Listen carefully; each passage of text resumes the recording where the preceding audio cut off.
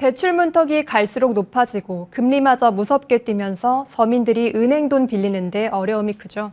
이런 상황에 아직도 대출을 해주면서 다른 금융상품 가입을 요구하는 은행이 적지 않아 서민들을 두 번 울리고 있습니다. 임지희 기자입니다.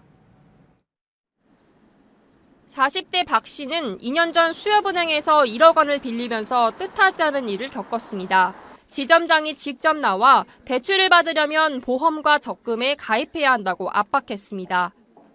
신용카드 만들고 과세보험 들고 그다음에 적금 들고 설명 의무를 하나도 안 하고 그냥 도장 찍고 내 사인 받아가고.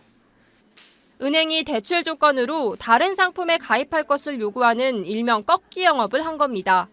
대출 만기를 앞두고 박 씨가 은행에서 받은 약정서는 더 황당했습니다. 변동금리로 알았던 계약 조건이 고정금리였던 탓에 월 15만 원씩 추가로 부담한 사실을 뒤늦게 알아챘습니다. 변동금리 체크를 하려고 하니까 놔두시라고 그러더라고요.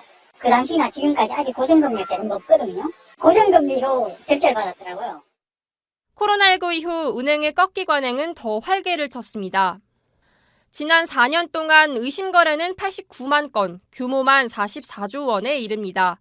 지난해에만 11조 원에 달해 4년 만에 20% 가까이 뛰었습니다.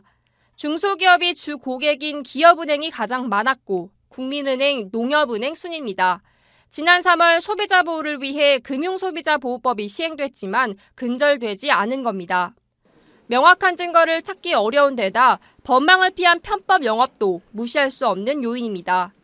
이런 상황에 피해는 늘고 있지만 금융당국은 제대로 파악조차 못하는 실정입니다.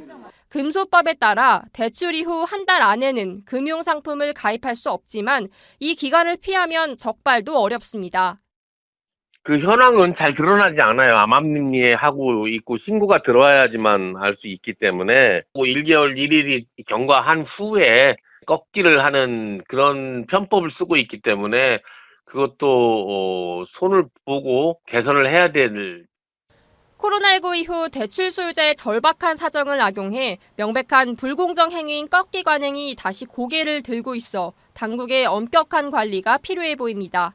머니투데이 방송 임지희입니다.